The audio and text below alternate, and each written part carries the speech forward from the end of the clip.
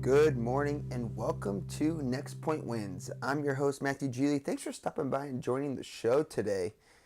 If you have any questions, comments, and concerns, you can email them at nextptwins@gmail.com. This is an hour-long sports talk show slash podcast on WCCR Purdue and the Tuned In app, and Next Point Wins on YouTube and SoundCloud.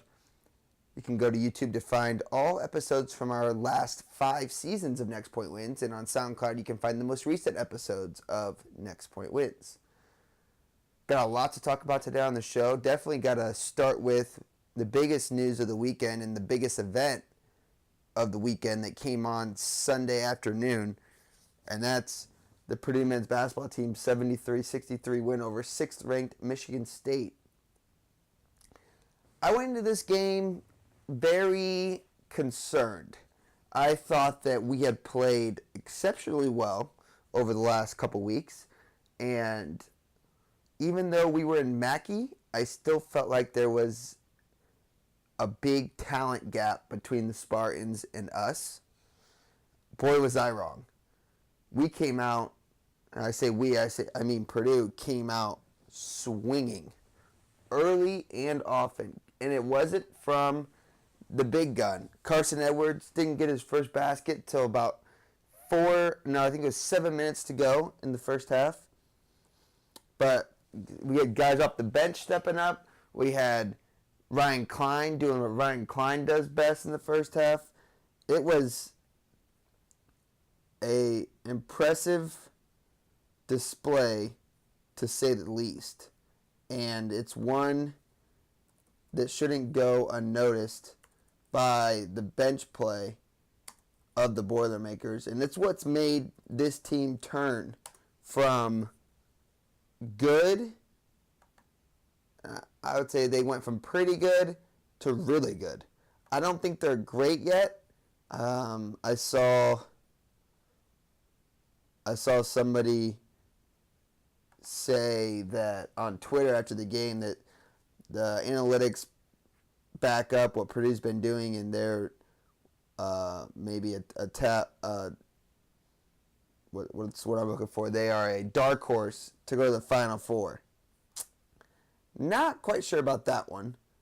That one might be a little bit of a stretch, but I mean, you want to talk about a team that's really come out of nowhere this last month and put themselves in a position to be extremely successful and put themselves in a position to, I wouldn't say run the table in the Big Ten. Still got some work to do, and there's still some games on the schedule that worry me a lot. But that all being said, they took care of business these last few weeks. They've done it away from home, and they've done it in Mackey. And there's no doubt this team is different in Mackey Arena versus other places. But that's what a good fan base and a good home field advantage does for you. That's not a bad thing. It's just the way it is. That first half run that we had that put us up double digits was beyond impressive. And it came with Harms going 4 of 4, Hunter Jr. going 2 of 3, one of those being a three-pointer, Wheeler 3 for 3, all threes, Travion 1 of 2 with 4 points. I mean, we went into the break. If you would have told me that at the break, Matt Harms would have 8, Hunter Jr. would have 5, Wheeler would have 9, and Carson Edwards would have 3 points, I would say we're down at least 9. At least 9. And, you know, you go in the half up 37-19. But then came back the Spartans. Cassius Winston is the real deal. 16 points in the second half. He is the real deal. And Michigan State just started battling back. And I was like, they got it down to 4. They battled all the way back to get it within 4. and it just felt like we couldn't get anything going. But then we got a huge offensive foul call on Ward. Harms took a charge, and it was smooth sailing really from that point forward. Our largest lead of the game was 23 points. 23 points in the second half. Michigan State never led in the game. Ryan Klein with one of those senior moments, and Mackey, one of those games that he'll never forget. 17 points, a couple big shots down the stretch, a fadeaway jumper, mid-range shot to kind of ice the game, seal the game off, a dagger, if you will. And Carson Edwards finds a way to end up with 14 points. Credit Michigan State. 2 times they've seen Purdue, and 2 times they've really handcuffed Carson Edwards and made it difficult for him to find open shots and to score. And there's not many teams, actually there's 0 teams else that can say that about their effort. So, as the Boilers move on, you look at Thursday at Penn State. By no means a difficult game, but it's one of those that can just absolutely derail all your hard work this month. You can't go in and lose to a bad Penn State team. You have to find that same fire. I mean, there's going to be, it's a trap game. Everybody says it. There's a Mackey hangover effect to it. You have to find a way to stir up all that passion and all that excitement, and you go into Penn State and you thump them. And then you get ready for IU.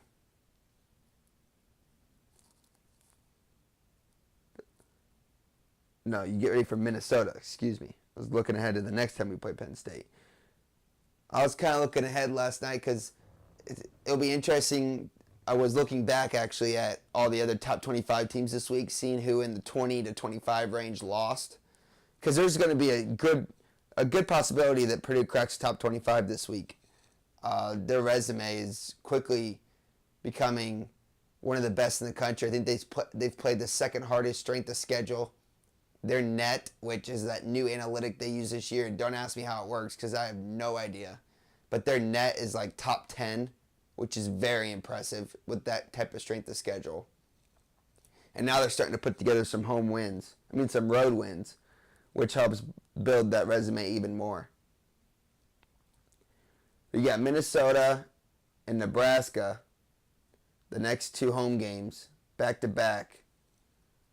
And then you go to Maryland, which is a toughie. Then you're home for Penn State, which is a good regrouper. And then you're at IU, at Nebraska, 2 sneaky tough games.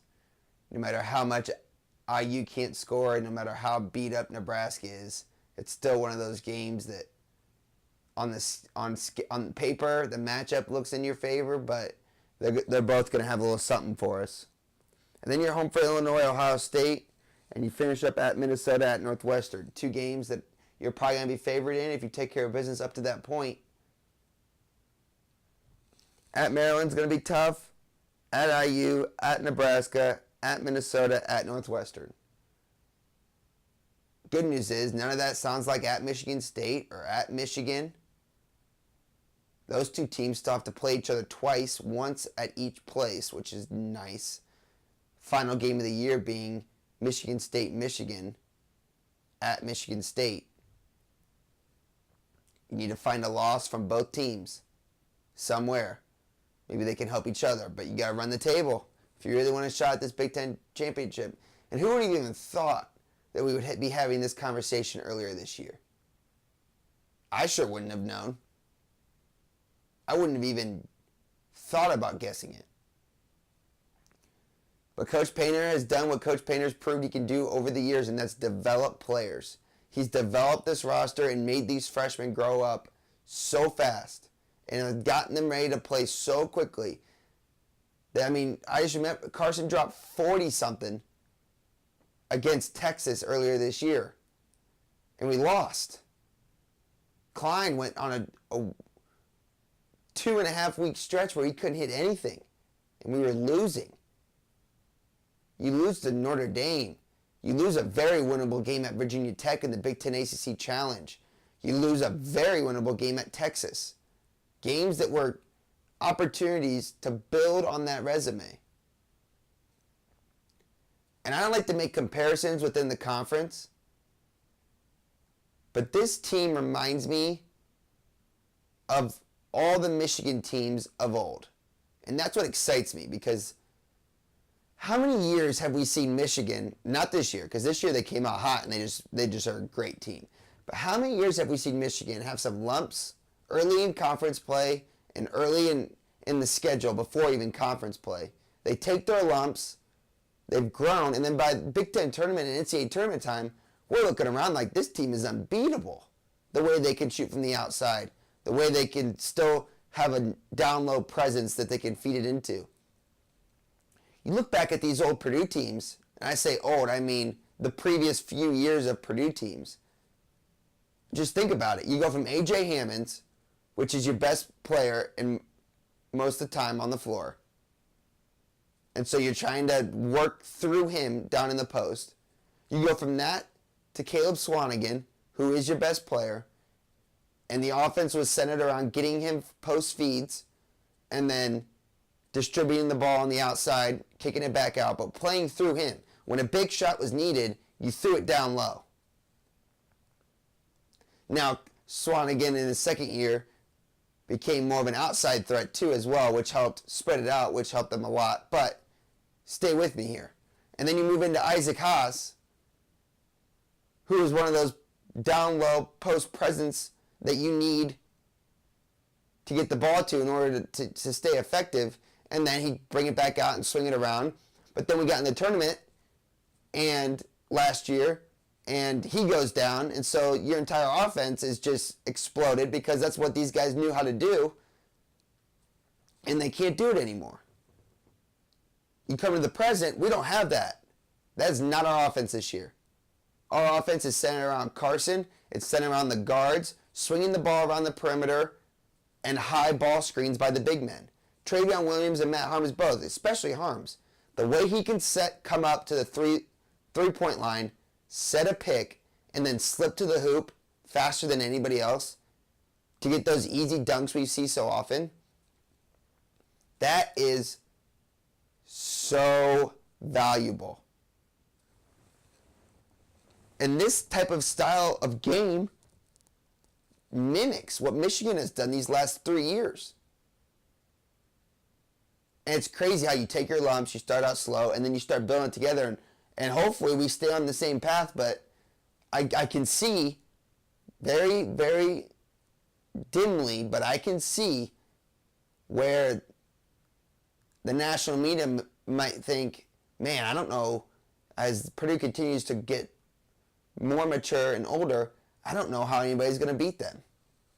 You have your stud, you have your star, Carson Edwards, you have your three-point sniper, Ryan Klein, and then you have just a deep bench of quality players. Nobody that sticks out, nobody that's out of this world besides Carson, but you go 6, 7 deep on that bench, and you never have a moment on the floor where you're like, this guy's lost. Yeah, they each have their moments. Sasha's had his moments. Eifert's had his fair share of moments. Hunter Jr. has had moments. But as a collective unit, they are very, very mature and very strong. Hunter Jr. gets a lot of minutes. He got a lot of minutes yesterday. And it says a lot about his development and his growth as well. And it doesn't get talked about enough because he's got a good shot. And when that starts, when he feels like, he doesn't have to shoot right now. There's other guys on the court that need the ball more than him. But when he starts needing to take more of an offensive role, he's going to be great because he's got it in him. The good news is he's already figured out the rest. To be the first one in off the bench, to give Nojel a break to guard probably the front runner for Big Ten Player of the Year, Cassius Winston, to be that guy who gets that call that early in the game, to come in and do that, says a lot about his growth and the way also on offense he takes care of the ball, he's strong with the ball, he makes good decisions. He had 2 rebounds, 1 assist, 1 turnover, 1 steal. So he was 0 on the turnover battle. He had a steal and he gave up 1. That is phenomenal. Yeah, it's not a lot of assists, but we're not really an assist offense. We only had 14 assists in the game. 14 assists on 24 made baskets. That's not great. That's just not the way we play. But he doesn't turn it over, which is huge. Klein, the senior, had 4 turnovers. Carson had 2. Sasha had 1. And Hunter Jr. had 1. Wheeler, no turnovers. Eastern, no turnovers. That's phenomenal in itself. Eifert, no turnovers. Travion, no turnovers. Harms, no turnovers. I mean, that's the other thing as I read this list. I mean, we had 9 guys play. We almost had 2 entire units played in this game. That is beyond impressive. And so you keep moving forward now. You keep trying to build it and piece it together and get stronger and fine-tune it. And come Big Ten tournament time, you flip on that Michigan switch that they've done every single year, it seems like, since I've been at school. Definitely every year since we've done this show. And it speaks to Beeline as a coach, and it speaks to his players for buying in. And I look at this team for Purdue, and I see a lot of similarities. A lot of similarities. Now it's just a matter of trying to put it all together. We're going to step aside for a quick break. This is Next Point Wins. When we come back, we will have Super Bowl preview and an exciting guest announcement also. We'll have that right after this break. You're listening to Next Point Wins on WCCR Purdue.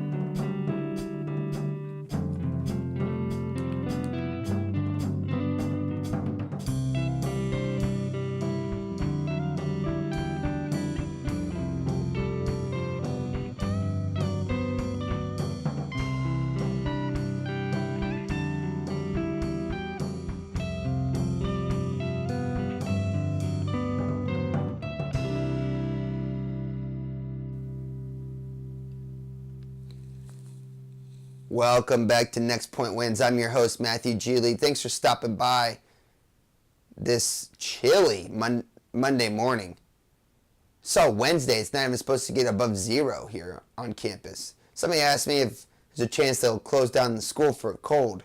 I would imagine not, but it's gotten the idea put in my mind. So if you're listening out there, President Daniels, I know you're probably a huge Next Point Wins fan. Who isn't? If you're listening here, I would definitely say you should look into that wind chill on Wednesday. It could be rough. So we're back. If you're just joining the show, we spent the first half an hour talking Purdue basketball. Now we're going to kind of transition our attention to the big game coming up on Sunday. It's Patriots, it's Rams, it's old, it's new, it's good team, it's average team in my opinion.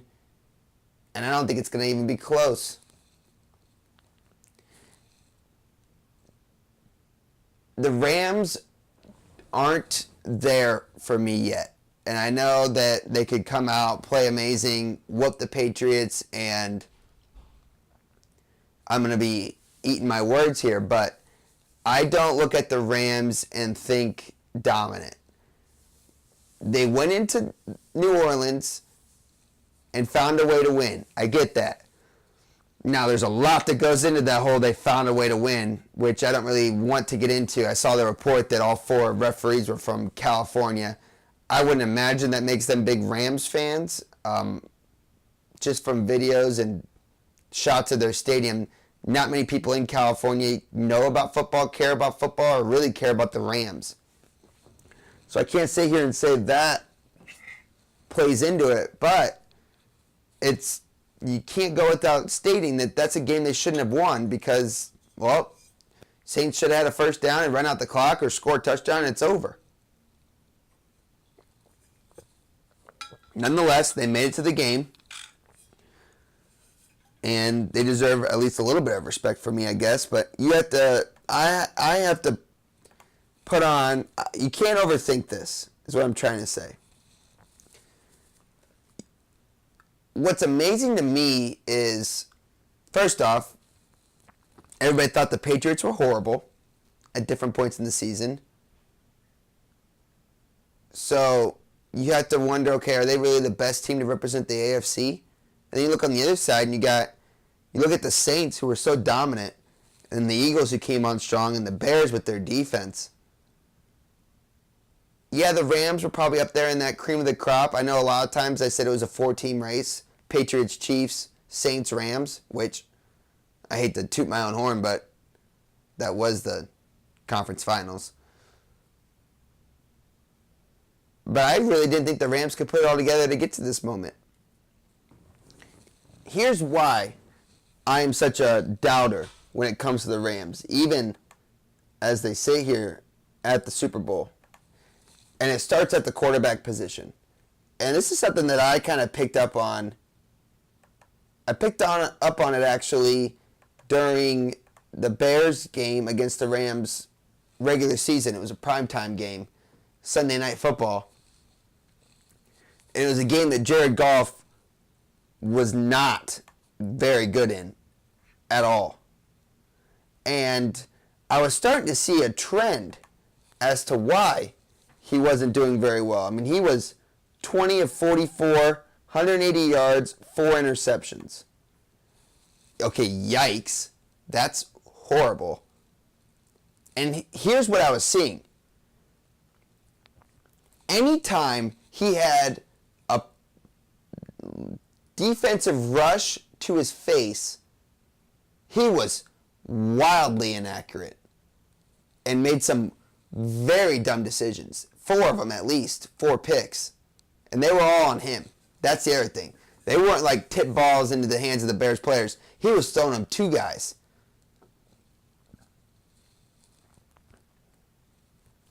He doesn't seem to have that it factor. Patrick Mahomes has it. Tom Brady has it. Drew Brees has it. Jared Goff did not have it and does not have it, than what I can see. Which is what shocks me, that he's the one representing the NFC in the Super Bowl. Now, I get it that it's an entire team. It's not all about the quarterback. And there are some things on the Rams that do go well. But you have to understand with me here that when you look at the quarterback position and how much I think he's behind all the premier quarterbacks in the NFL, and then the next most important position for me at least is the running back position. And you got a running back who was throughout the year probably the leading vote getter non-quarterback for the MVP. And now I'm wondering if he's hurt, if it's just his pride is hurt, if something is seriously wrong. But it's inexcusable the lack of touches he gets in games. And it's inexcusable how little of a factor he's been in these playoffs. There's not a doubt in my mind. You need him. You need Todd Gurley if you're going to win the Super Bowl come Sunday. You have to find some production out of him. I don't know how you can explain just his complete lack of production in these playoffs. He ran 4 times for 10 yards against the Saints.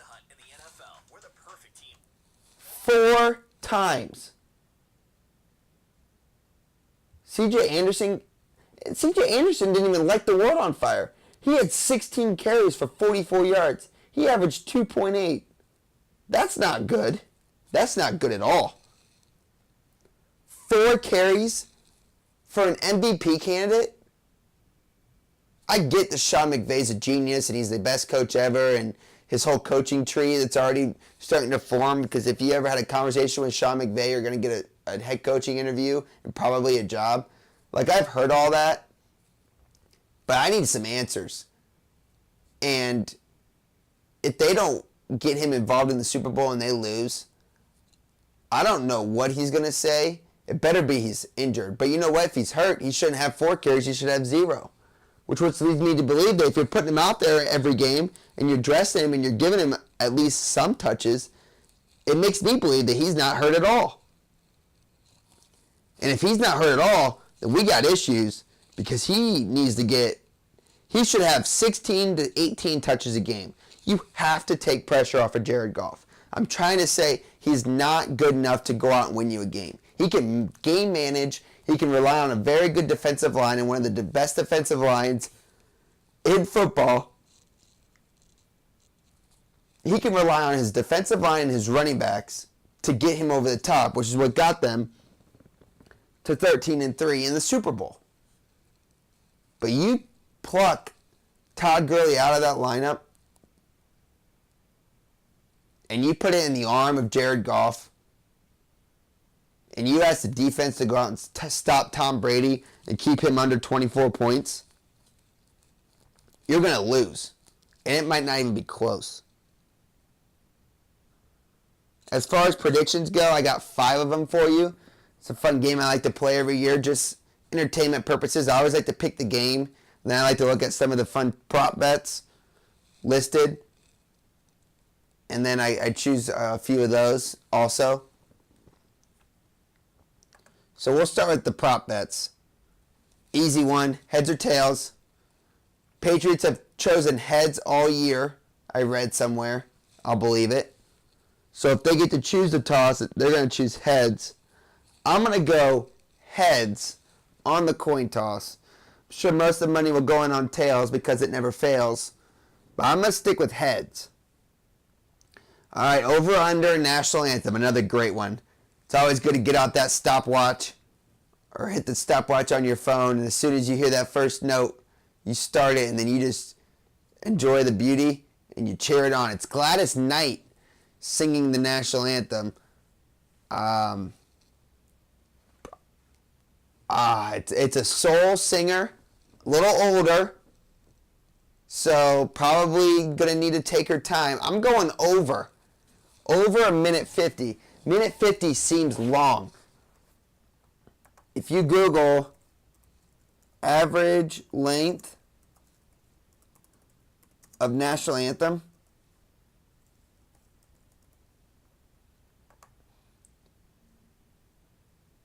it's 2 minutes and 4 seconds. So a minute 50 seems short. I think you hammer that over. I like that pick a lot. So that's 2.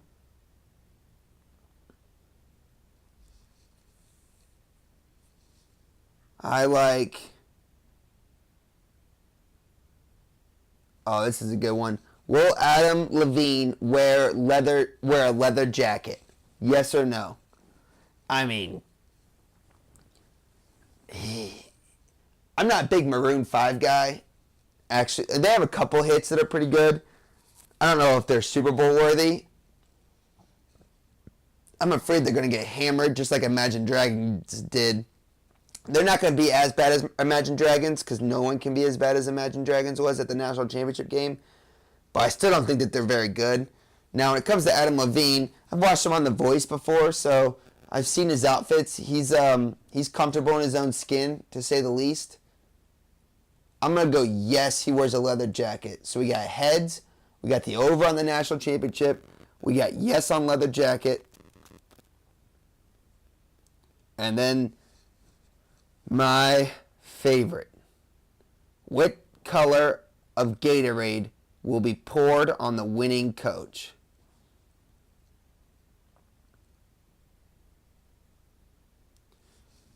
That one I go back and forth with.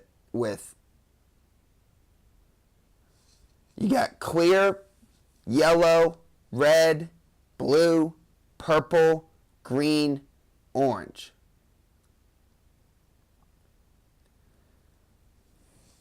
if you think, I don't know what color the teams drink, and I've also heard in the past that they dump a different one on the coach than the one they drink all game. Like they might be drinking orange, but they're going to dump blue. So it's a grab bag. It's a scratch your head, tap your chin, and see what comes out. I'm going to go blue plus 400 Gatorade bath and hope for the best. So those are my prop bets. And then for the real game, it's Patriots for me. It's Brady, it's Belichick. Until they prove me wrong, I don't bet against them. Yes, they lost the Super Bowl last year. That gives me even more confidence they're going to come back and do it this year. But until one of them retires or one of them gets hurt or traded, I don't bet against them. They're too good. Overall, they're too good. Edelman comes alive. Gronk is a playoff guy. They have a running back that's impressive in Sony Michel, whichever. It's an inside joke. I didn't mess it up on accident. All right, people. Hogan's a good possession guy. He's still got a good defense led by a guy in Benoit. I just don't see them going down. It's old versus the new, and I just don't think it's time for the old to pass along the baton. I'll take Patriots 31, Rams 21. Patriots get them by 10. All right, so next week we will have recap of the big game. First 10 minutes of the show, we're going to have on a Patriot fanatic, win or lose, so it's going to be good content either way. She's got close ties to me.